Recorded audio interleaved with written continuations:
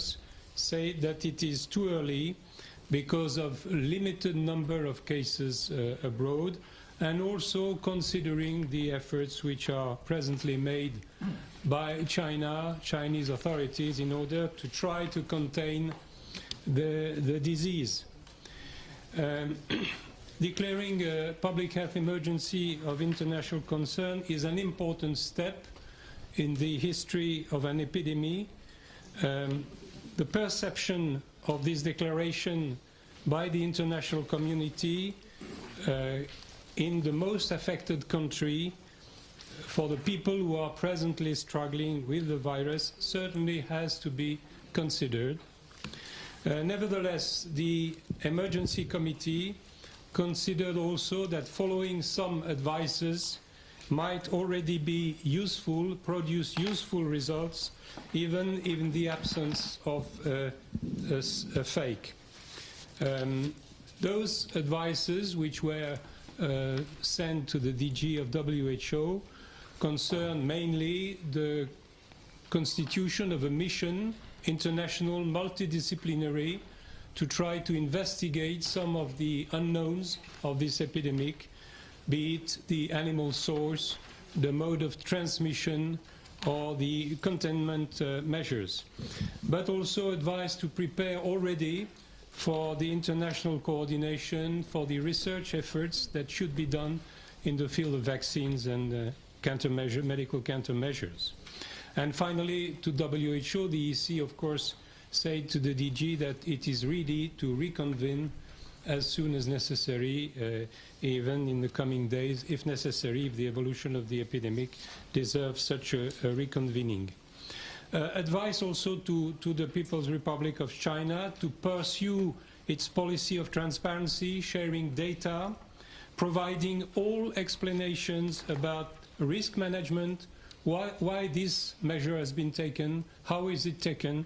This is very important to understand what is done in China. Reinforcing also, of course, risk management measures, noticeably concerning exit screening, and of course continue to collaborate closely with WHO. Advices also to the countries which are at the moment affected by some cases or not affected, saying to this country to be ready to cope with some cases, sporadic cases. Let's hope that they will remain sporadic, and of course survey, detect, trace these cases in order to avoid extension of the epidemic. And finally, advice to the global community to be ready for a potential evolution of this epidemic, which may require in some time the declaration of a fake. Thank you for your attention. Dr. Tedros, please. Thank you, Tariq. Good evening once again to everyone in the room and to everyone online. And sorry for keeping you waiting, although it's not, I hope, longer than yesterday. So I hope we have improved a bit.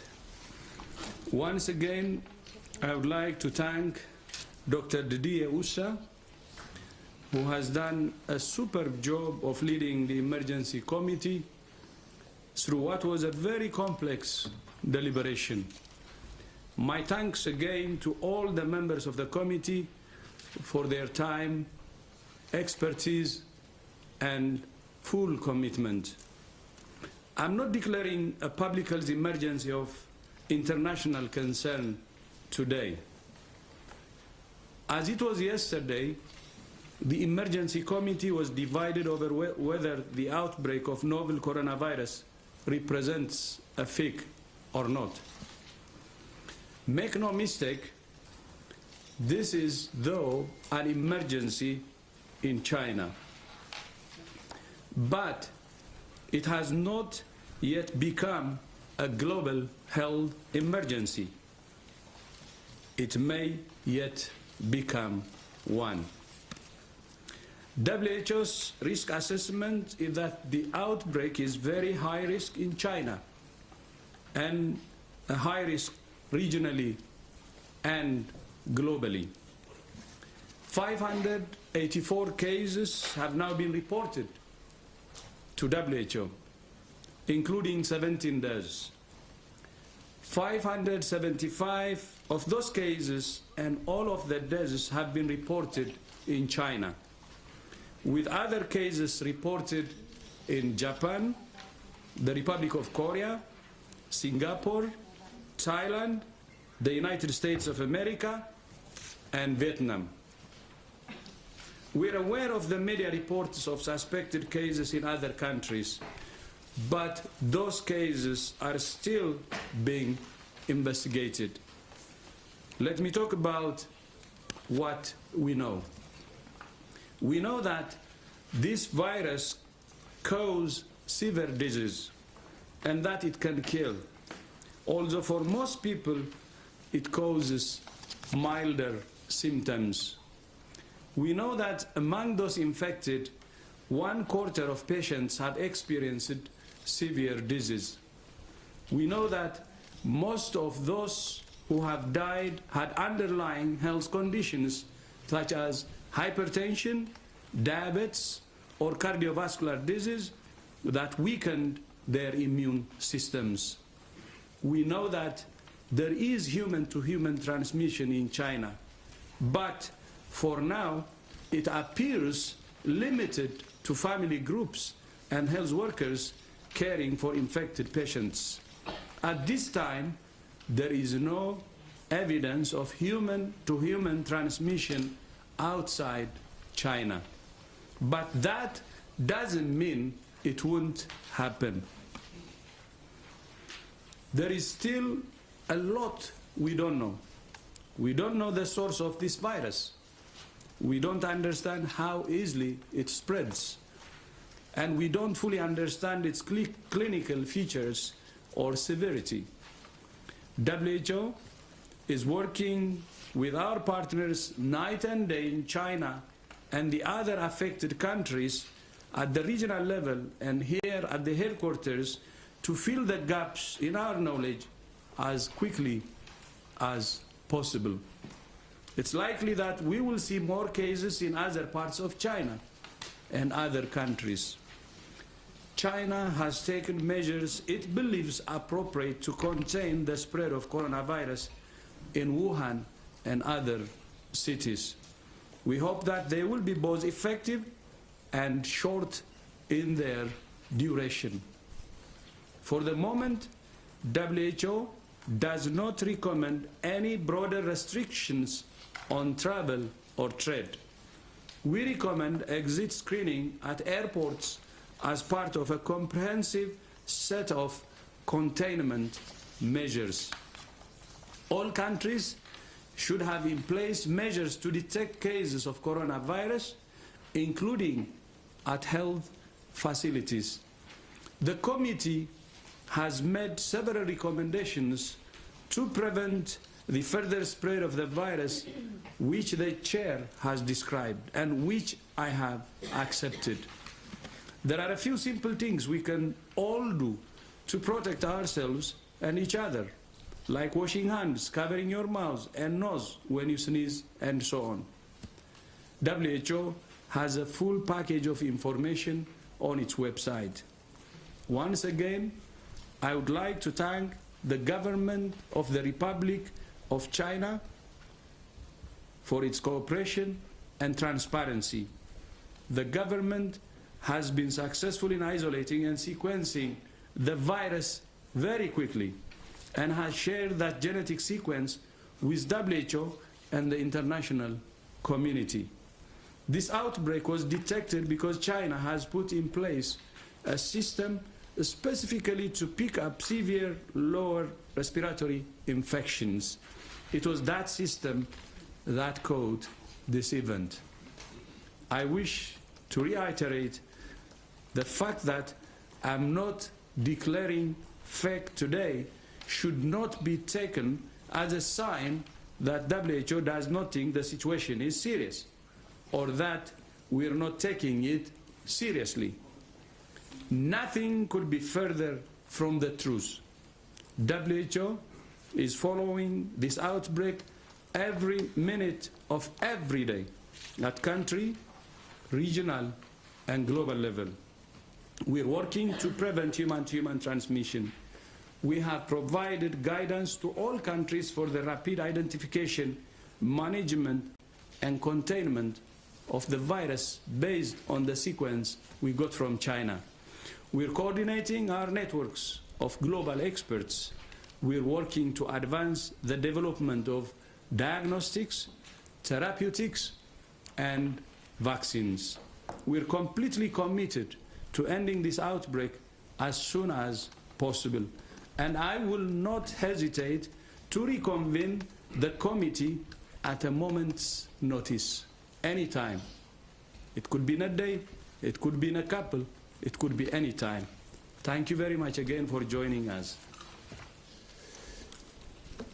Thank you very much, Chair Rustam. Thank you very much, Dr. Tedros. We will open the floor for a short session of questions. Those online, please type 01 on your keypad. We will start with our colleague from Caixin. Sorry if I mispronounced the name of the meeting. Thank you for that.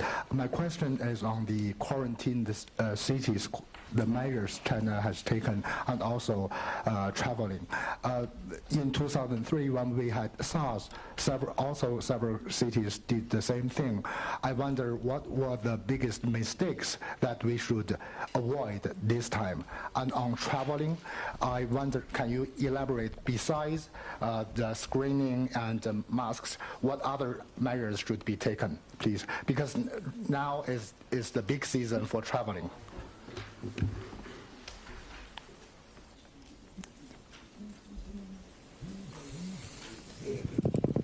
I can answer the second part of that question. So, yes, so as Dr. Tedros mentioned in his speech, that there are many things that individuals can do to protect themselves. Sorry, is that better? As I said, Dr. Tedros mentioned several things that individuals can do to protect themselves. What we know about this coronavirus is that it can cause mild disease to severe disease. And some of the common things that people can do is basic hand hygiene and washing hands with soap and water or an alcohol rub, but also making sure you do proper respiratory etiquette. On the quarantine, on the cities, the measures that cities were locked up, the mistakes that we should avoid this time, such as the suspected becoming real ill people. By the way, WHO's role is to provide rational and science-based recommendations to countries. But at the end of the day, a sovereign country has the autonomy to do what it thinks is right and based on the situation. Measures cross-infection? Measures to avoid a cross-infection within the city, within the block? I think any measure you can check whether it's tailored towards the public health measures that we suggest, but at the same time we give, also room for the sovereignty and also the autonomy of the country to take the measures it thinks can be tailored to the situation. Thank you very much. First we will go to colleague from CCTV and then we will have a Le Monde.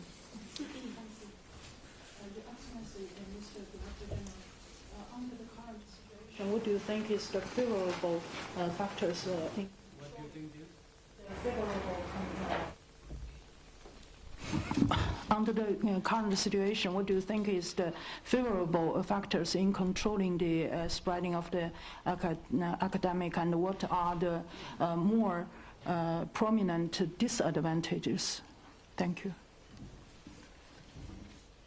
Would you like to take? I think the important advantages we have now that we didn't have in previous epidemics is we know the virus. In previous epidemics that wasn't known for a long time. We have diagnostics, so we have the capacity to diagnose quickly. But those diagnostics are not useful unless they're deployed, unless people know how to use them. So we really do have to focus on protecting hospitals and healthcare environments and ensure we have high level of alert amongst health workers for suspect cases, and that we have the capacity to isolate those cases and test them quickly. And we have advanced collectively in China, globally, in our capacities to be able to do that. The challenges in this situation are understanding the full extent of transmission and the way in which the virus is transmitting within communities. And I think Maria spoke to that, how communities can protect themselves. So there are many things that are giving us an advantage, but our disadvantage is the unknowns, in not fully understanding the disease, not fully understanding its severity, not fully understanding its transmission. And that is what the Director General spoke to in bringing the global community to work with China to ensure that we have the right evidence, the right knowledge to be able to react appropriately to this disease. I don't know, Sylvie, if you wish to supplement. Yeah. And I think also one advantage we have compared to, for instance, 2003 is really the fact that now we have the IHR. That is a framework that has been adopted by all member states to coordinate international response. And so it allows us also to not only to coordinate the control measures, but also coordinate the generation of knowledge and sharing of information globally. And so this will accelerate certainly the discovery of new measures and new opportunities to tackle this disease. Thank you very much. We will now go to a colleague from Le Monde. Bonjour. Si vous permettez une question en français, vous aviez indiqué hier manquer d'informations. Est-ce que Pékin est revenu vers vous entre hier soir et aujourd'hui avec ces nouvelles informations? Est-ce que ce sont les mesures de confinement prises par Pékin qui vous ont fait changer d'avis? Et peut-être une question un peu plus politique, vous n'êtes pas sans connaître les difficultés en interne du président Xi Jinping. Est-ce que ce sont des considérations qui ont été prises en compte par le comité, en particulier le coût politique que pourrait représenter pour la Chine la mise en place d'une alerte mondiale? Merci. I will just translate the question in English so everyone knows. So the question is that yesterday WHO said that we didn't have enough of information. So did we receive this information from China during the day? What is this information that has been received? And is there any part of politics that have been taken into consideration, domestic politics into consideration by the committee? Chair, please. Thank you very much. You want me to respond in French or in English? En français. Bon, je vais vous répondre en français puis je vais traduire. Les informations qui nous manquaient étaient de deux natures. Nous voulions savoir si les mesures prises dans la ville de Wuhan résultaient d'une évolution que nous ne connaissions pas de la situation épidémiologique locale. Et la réponse nous a été apportée. Nous avons eu un point épidémiologique très précis et mis à jour qui a été fait aujourd'hui. Et nous avons compris que les mesures prises dans la ville de Wuhan ont résulté de l'initiative de cette ville et n'avaient pas un lien, je dirais, immédiat avec l'évolution particulière de la situation épidémiologique. Quant à la question sur la dimension politique, cette question n'a pas été évoquée au sein du comité qui n'a pas les compétences pour aborder ce genre de sujet.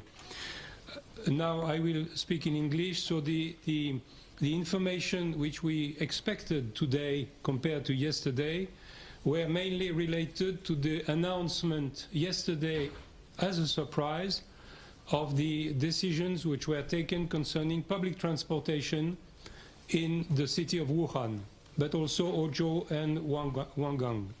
So we received from the health authorities of China very precise information about the evolution of the epidemics, and we also understood that the decision which had been taken in the city of Wuhan was an initiative of the city of Wuhan, of course in consultation with the provincial and national authorities, but it was not directly related to a specific evolution of the epidemiology in the city. And concerning the political aspects, we have not the competence in the emergency committee to address these very important issues. Thank you, Mr. Chair. We will now go to our journalists who are online, and we will start with the, and I'm sorry if I'm not getting the name right, Kenny from Nikkei, Japan. Kenny, can you hear us? Yes, I can hear you. Yeah, I'm Kenji Kawase from Nikkei. May I start my question? Could you hear me? Yes, we can hear you. Just please speak slowly and loudly. Okay. Yeah. Okay. My question is with regard to Taiwan. Taiwan is not part of the WHO for the political reason. But, however, there seems to be no boundary border in terms of transmission of virus. And I was wondering how WHO has been working with the Taiwanese authority on this case. And also, was there any reconsideration of accepting Taiwan as a member or being part of the prevention of the disease, and also the exchange of information, of such important information in terms of hygiene? Thank you. Thank you very much, Kenny. Is there anyone who would... Mike? We work very closely with technical partners in China, Taiwan, and have done so. And if you cast your minds back to 2003, even during SARS, we had a deep technical support to China, Taiwan at that time, and nobody will deny the necessary public health assistance in that situation. And I believe the authorities in Taiwan are working very closely with China and the mainland, and I believe there have been joint missions and joint approaches to the response. So I would characterize at the moment from our perspective that there is technical cooperation going on between provinces in China and between WHO and any of those entities that seek our assistance, but through the normal procedures and processes of WHO and its member states. Thank you. Thank you very much, Dr. Ryan. Now, one more question from online, Nurit from NPR. Nurit, can you hear us? Yes, I hope you can hear me. So I take the point that the Director General made about countries having autonomy. That said, we are curious to hear what is WHO's position on the kind of measures that were taken in Wuhan, shutting down transportation. Do you think this is advisable? Do you have concerns about it? Can you speak about that, please? Thank you very much, Nurit. I thought I have already, responded to that question. Maybe I will repeat myself, so sorry about that. As you know, WHO's role is to provide rational and science-based public health guidance and recommendations to countries, communities, and individuals. China is a sovereign nation with the autonomy to take steps it believes are in its interest and that of its people. As I said in my opening remarks and earlier, China has taken measures which it believes will be effective, but we hope from our side that they're both effective and short in duration. If I may add something, that what Dr. Tedros mentioned about the technical package that WHO is putting together is a package that's aimed at all countries, where it's recommended, and the advice that we provide is based on the evidence, it's based on the information we have and the information that we've learned from past experiences with other coronaviruses, which is focusing on identifying cases early, the prevention of human-to-human transmission and onward spread and international spread, making sure that anyone that is identified as being infected with this virus has appropriate care, and that we communicate with those individuals so that they know and their families know what to do. Thank you. Thank you very much. Bodhi, please. Phoenix TV from China, Hong Kong. I have a question for Mr. Tedros. You concerned that WHO will concern our outbreak guideline to help. And when will you launch your first guideline? also about how could we call the new virus? Have you named the new virus? Thank you. Yes, with the guidelines. Okay. So our first set of guidelines, I believe, were online on the 10th of January, if I'm not mistaken. And these guidelines that are online are constantly being reviewed as more information becomes available. We are receiving information from affected countries. We are utilizing the expertise of the affected countries and our international networks to make sure that the advice that we are giving is appropriate. So we revise them as necessary. So please look at the website to see the latest guidance materials that are there. Thank you very much. Do we have a question up over here? We have the name of the virus. The name of the virus, sorry. Sylvie? Yeah. Sorry for that. Okay, so for the time being, we named this virus 2019 novel coronavirus, so 2019 nCoV. And after the pandemic in 2009, we had consultation with different agencies and member states to see if we should have at global level a way to name viruses, as there are ways to name, for example, typhoons or storms, and so they give them names. And so it was decided that indeed in case of emergence of a new virus, the global community could meet and decide on a name. So we have not done it yet because we have not had time actually. But we will do it when there is time to do it, actually. And but for the time being, everybody agrees that this name is okay, and we can work with it, and it's understood by everybody on the planet. And so it's a good name for the time being to name this disease and this virus. Thank you very much. We really have to wrap up. We have really time for one or two very short questions. I will go here for colleagues who didn't have a time to ask questions. Yesterday, Bloomberg first, and then your colleague next to you, and then we will have to leave because Chair Professor Hussain has to leave us. Thank you. This is Thomas Muller from Bloomberg. I was just wondering if there are any conclusions that we could draw, given that the mortality rate isn't rising as fast as the case rate. And my second question is about the epi curve.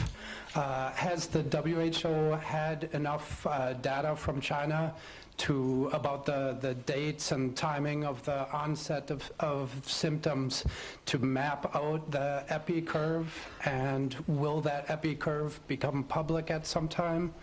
And if, in any case, are you able to comment a little bit what the epi curve might look like? Dr. Ryan. Yes, actually, last evening we received the latest disaggregated raw data on a case basis from the government of China, and for that we are very grateful, and we're currently analysing that. We also received a detailed analysis and presentation today from the National Health Commission and CDC China, which detailed a lot of the epidemiologic data. We do have the data to construct the epidemic curve, and at this point, when you look at it from the perspective of suspect and confirmed cases, the outbreak is still evolving. We're not in a position to say that the epidemic has peaked. The outbreak is still evolving. However, having that information allows us now to track on a daily basis along with and in partnership with China, and again we're grateful for that partnership. And again, it must be said, in many of these situations in the past, countries haven't been prepared to share that detail of data, quite frankly, and we're grateful for that. With regard to case fatality, it's something that's come up again and again in epidemics. We have to be very, very careful at the beginning of an epidemic in making any pronouncements around the true severity of an epidemic, because, and it can work both ways. At the moment, we haven't seen many mild cases. As we detect more mild cases, then effectively the severity may decrease because there are more mild cases in proportion to severe cases, and that may do it. We also need to be careful in that many people are very sick in hospital right now, and more may die in the coming days, and the number of deaths may increase. and that may give the impression of an increased severity. So it's extremely important that we stick to the facts. The facts are that 17 people have died and their families grieve them this evening. That is the fact of the matter. Overall, what we will see ultimately as severity and death remains to be seen. We also have quite a number of severe cases, and in this case I think we need to focus also on those individuals and the standards of care that they receive. We don't have a specific therapy for this disease or for any coronavirus, but patients can do well with intensive supportive therapy. So we need to focus on early diagnostics, early supportive care, intensive care where needed, and ensuring that the burden of cases within the system, and we've seen this with other diseases like dengue and cholera and in the past, the system itself, the health system may come under pressure as many worried well and people who think they have the disease come. So we need to also manage the pressure on the health system so the system can continue to function and triage patients appropriately. But I think we do need to, at this point, just be a little careful on making any pronouncements regarding the true case fatality associated with this disease. Thank you. We will take a last question from our colleagues. We can just introduce ourselves. I'm really sorry to everyone else, but all of our speakers have other things to do, so please go ahead. Thank you very much. My name is Andreas Schopp from RTL Germany. There are reports that the virus originated from snakes. Do you have any conclusion about that? What can you tell us about that? Thank you very much. The investigation is going on, but so far no conclusive evidence actually. Well, with that, we will have to conclude. Thanks to everyone here in Geneva, and thanks to everyone who was watching us on our social media platform and who dialed in. This statement has been sent to you electronically. We will have audio file. We will have a transcript. Don't hesitate to contact us if you have more questions on this topic. Wish you a very nice day or evening or morning. Thank you. Yeah, thank you so much again for bearing with us. Thank you.